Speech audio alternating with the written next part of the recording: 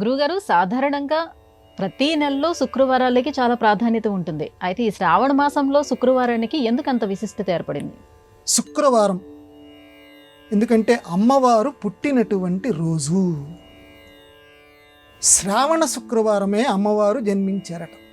శ్రావణ మాసంలో ఉన్నటువంటి శుక్రవారం నాడు మనందరికీ తెలుసు, మహావిష్ణువు దగ్గరికి భృగు మహర్షి ఒకసారి వచ్చాడు.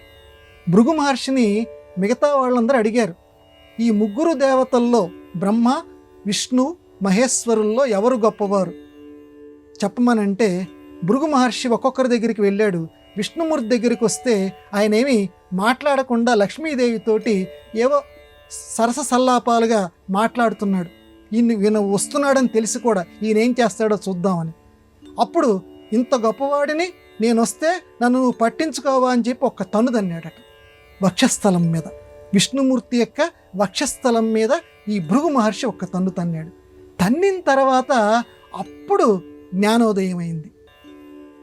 వెంటనే కాళ్ళ మీద పడి, అయ్యయ్యా నేను మహా అపచారం చేశాను, ఈ పాపం నాకు ఎలా తొలగిపోతుంది అమ్మ అని చెప్పి అమ్మని, ఆ అయ్యని, విష్ణుమూర్తిని, లక్ష్మీదేవిని ప్రార్థన చేసి వాళ్ళ యొక్క సలహాని అనుసరించి భృగు మహర్షి అమ్మని కూతురు కింద పొందాలి, అప్పుడు తన యొక్క అల్లుడి కింద విష్ణుమూర్తిని పొందాలి, ఆ విష్ణుమూర్తి యొక్క కాళ్ళు కడగాలి అనేటువంటి దీక్షతోటి తీవ్రమైన తపస్సు చేశాడట.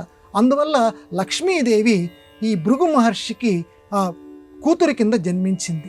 అందుకే ఆవిడ్ని భార్గవి అంటారు. అందువల్ల ఆవిడ జన్మించింది శ్రావణ శుక్రవారం నాడు ఈ భృగు మహర్షి కుమార్తె కింద జన్మించింది. ఈ భృగు మహర్షికి సంబంధించినటువంటి కొడుకే శుక్రుడు.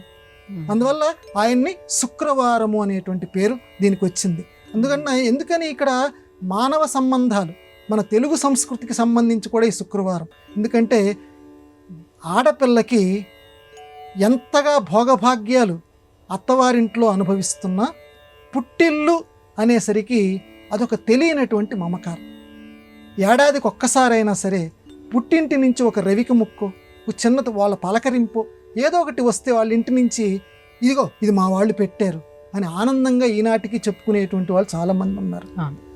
ఈ సంప్రదాయానికి బాటలు వేసింది తల్లి శ్రావణ శుక్రవారం. అందువల్ల తన అన్నగారు శుక్రుడు ఎవరైతే ఉన్నారో ఆ శుక్రుడి యొక్క పేరు చూడండి, అంటే అన్న మీద ఉన్నటువంటి పేరుని తన వారానికి కలిపింది. అందుకే దాన్ని శుక్రవారము. అంటే అన్నల మీద, పుట్టింటి వారి మీద ఎంత ప్రేమ ఆడపిల్లలకి ఉంటుందో లోకంలో తెలియచేసింది ఈ శ్రావణ శుక్రవారం అని చెప్పి. అందువల్ల ఈ శ్రావణ శుక్రవారాలు తప్పనిసరిగా, ఎందుకని పౌర్ణమి నాటి ముందు వచ్చేటువంటి శుక్రవారం వరలక్ష్మి వ్రతం. అది తిథితో సంబంధం లేదు. ఇది ఏ తిథి అని మరి ప్రత్యేకంగా పంచాంగాల్లో రాయరు. పౌర్ణమి నాడు, శ్రావణ పౌర్ణమి ఎప్పుడు వస్తుందో చూడాలి, శ్రావణ పౌర్ణమికి ముందు వచ్చేటువంటి శుక్రవారం ఏదో చూడాలి. ఆ శుక్రవారం నాడే వరలక్ష్మి వ్రతం వస్తుంది. ఆ శుక్రవారం నాడు అమ్మ జన్మించింది కాబట్టి తప్పనిసరిగా మిగతా శుక్రవారాల్లో కూడా పూజ చేయాలి. శ్రావణ శుక్రవారం, ఆ పౌర్ణమికి ముందు వచ్చేటువంటి ఆ శుక్రవారం నాడు ఇంకా బాగా ఆ అమ్మని గనక పూజ చేస్తే ఆ అమ్మ అనుగ్రహం చూపిస్తుంది. తప్పనిసరిగా ఇల్లంతా కూడా లక్ష్మీమయమవుతుంది, కాంతిమయమవుతుంది. ఇది శ్రావణ శుక్రవార వ్రతం. దానికి సంబంధించి వ్రతాలు ఉన్నాయి, అందులో వరలక్ష్మి వ్రతం కూడా ఉంది. అది తర్వాత మనం చెప్పుకుందాం.